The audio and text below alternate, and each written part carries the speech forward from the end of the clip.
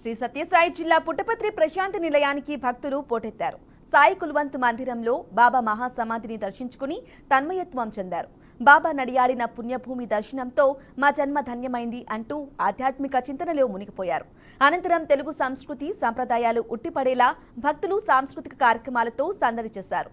సంగీత సుధా మాధురి పేరుతో నిర్వహించిన సంగీత గాన కచేరీ సూపర్లను ఒలలాడించింది. ఈ కార్యక్రమాలను తిలకించిన స్థానిక భక్తులు పెద్ద ఎత్తున తరలివచ్చారు.